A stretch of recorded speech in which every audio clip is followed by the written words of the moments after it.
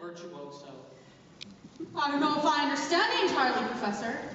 If your boy has that same firm chin, those splendid cheek muscles, by George.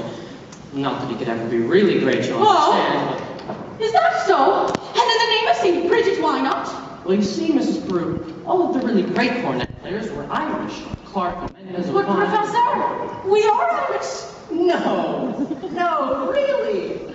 Well, that clinches it. Sign here, Mrs. Peru. Your son was born to play the cornet.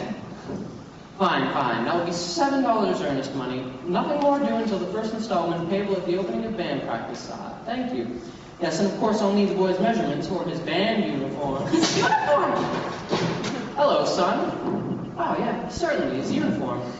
And there won't be a penny more due till delivery, which gives him 4 weeks to enjoy, to anticipate, to imagine, at no cost whatsoever.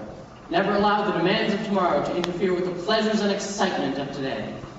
Would it have A stripe? Oh, certainly, my boy. A wide red stripe down each side. What do you think of that?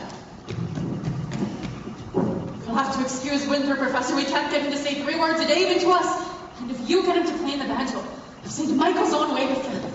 But if anybody can do it, I'll bet you can. Out of a crowd, I'll pick you for a hod-carrying, clay-pipe-smoking, shamrock-wearing, harp-playing, Aberdeen pigeon, terrace-home, minstrel singing Irishman. He could be jabbers, and where are you from, me boy? Gary, Indiana. I knew it. Gary. Where did you say? Gary, Indiana. In fact, Gary Conservatory was my alma mater. What's she now? Why, yes, gold medal class of 05. How to do, Miss Peru? How do you, Mr. Hill? Of course, Peru. I thought the name sounded familiar. I've tried to see you since the other night. He wants to put Winthrop in the band, so we're not interested, Mom. Mary, the boy may have his father's musical gift. He does have my jaw, you know. Oh, your husband musical. Well, I'd like to have a talk with him. I'm sure that we Do you burst into everyone's home like this, prying into personal affairs? We're not interested. Mary. Well, that's 1 for and 1 against. Now, why not let the boy's father decide? The boy's father is dead. Anything else? Oh, I'm very sorry.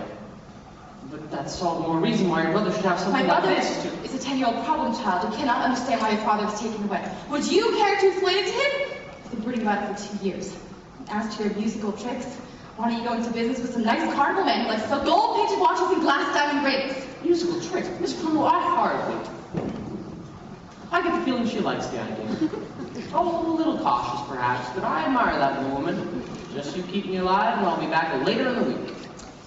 Oh, 1 moment, Professor Hill, about the boy's measurements. Arm and all his clothes. Sleeve, 21. Waist, 18. Crouch, 14. Fine. That's all I need. Now, I must get back to the hotel. Oh, Professor, I do hope you'll excuse Marion. She's not really... Oh, no, that's fine as well. I'm sure that at heart she's as lovely as yourself. Good day to you, Winfrey. Has he gone? He has, and I hope not forever. Gentlemen, don't you ever think about your future? Gary, Indiana, conservation class of 05. Now, darling Mama, surely a girl's future doesn't depend on encouraging every fast-talking, self-centered, woman-chasing traveling man who comes to town, and the fact that he claims his commodity is music does not, in this particular case, impress me. All right, darling, all right. Only it's a well-known principle that if you keep the flint in one drawer and the steel in another, you'll never strike much of a fire. Mama! Winthrop, I know you're there. Please go to the library and ask Miss Scrub to give you the book I set aside.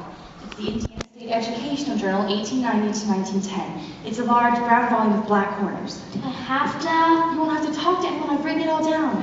Thank you, dear. Now what are you up to? Why do you need books at this hour of the night? I have a feeling the Indiana Journal may help me poke some large holes in the professor's claims. Well, I give up. At your age, if you don't mind my asking, what kind of white knight do you expect to come riding along? I'm not waiting for Luther Griner, who backspeaks the ancient history shelf every time he comes into the library. He does. Or Ed Gavish in that buggy of his with a removable back seat. I'm not waiting for a man in shining white armor, either.